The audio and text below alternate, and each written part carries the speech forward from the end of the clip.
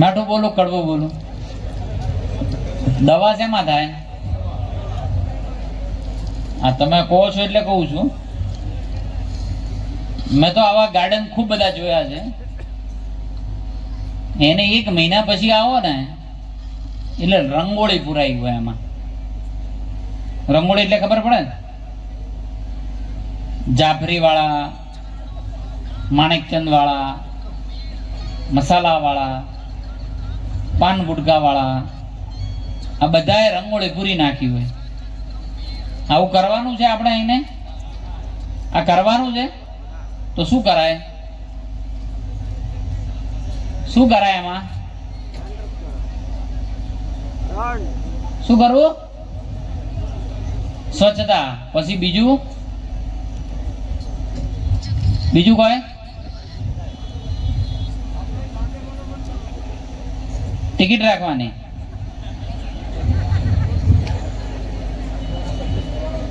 દંડ કરવાનો. ઠીક. આ કોકરિયા જેવામાં તો આવા ગાર્ડનમાં ફરવા તો 100 રૂપિયા લે. તો તમારા આટલા 100 તો ન લેવાય, પણ જે નોર્મલ હોય લેજો. પણ લેજો. આવું કોઈ કહેશે નહીં, પણ હું કહું છું. નહીં તો આ તમને 3 ઓછા કરજો, નોર્મલ રાખજો, એના 10% રાખજો, પણ રાખજો. પણ જરૂરી છે, કારણ કે તમને 1 મહિના પછી આ નહીં ગમે. અને મારા જેવું કડવું કોઈ કહેશે નહીં, કારણ કે હવનું કોઈનું નહીં. આપણું થરા ગામનું આટલું સરસ બન્યું છે, તેને જાળવવાની જવાબદારી આપણે કરી. આ બરાબર કહું છું? આ બરાબર છે ને? તો આની જાળવણી કરવાની જવાબદારી આપણે રાખી. મિત્રો, આમાં કોઈનો વાંક નથી. એક સમય હતો સતયુગ. પ્રમુખશ્રી ચેતનાબેન સોની, નીતાબા જયપાલસિંહ, આપણા મહામંત્રી રસિકજી, વેલસિંહ પરમાર, નીતાબેન ઠાકોર, ઈશ્વરભાઈ પટેલ, ધીરુબાપા, સર્વે આપણા બધા કાર્યકર્તા આગેવાનો બધાને ઓળખીએ છીએ. પછી આવી બરાબર ને? પણ આ સમયની મર્યાદા છે ને બધા બેઠા છે, એટલે મેં કીધું થોડી વાતો વધારે કરીએ. હું થોડી 2-4 વસ્તુને ઉઘાડ પાડ દઉં. આ બાપુ ક્યારના કહેતા હતા કે સમર્થન કરો અને વિકાસવાદની રાજનીતિ કરો, પણ કરવાનું શું? એમ શું કરવાનું? આ મારા જેવા ધોળો તો હું એટલો શું નહીં, પણ આ મારા બુસ્કોટ જેવું જે ધોળું આવે એમાં કાળા કલરનું કમળ બટન આવે, અને ચૂંટણીમાં જાઓ એટલે પાછું દબાઈ દઉં એટલે સમર્થન.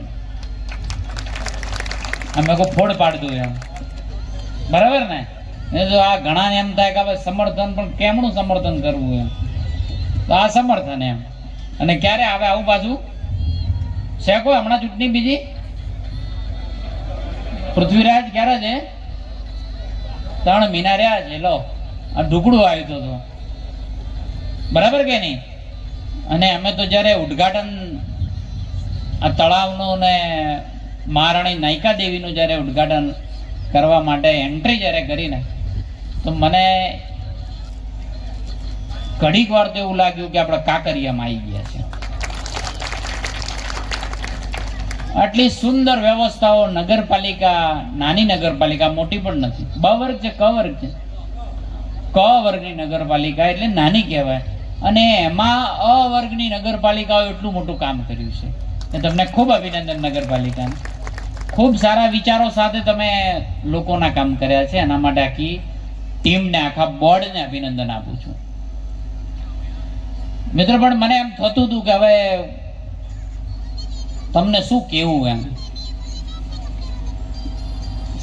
વિષ્ણુ ભગવાનના કાનમાંથી મેલ નીકળ્યો, એમાંથી 2 રાક્ષસનો જન્મ થયો.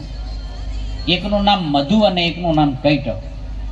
મધુ એટલે જો મીઠું બોલે, અને કૈટક એટલે કડવું બોલે. તમે કોઈ બોલું હું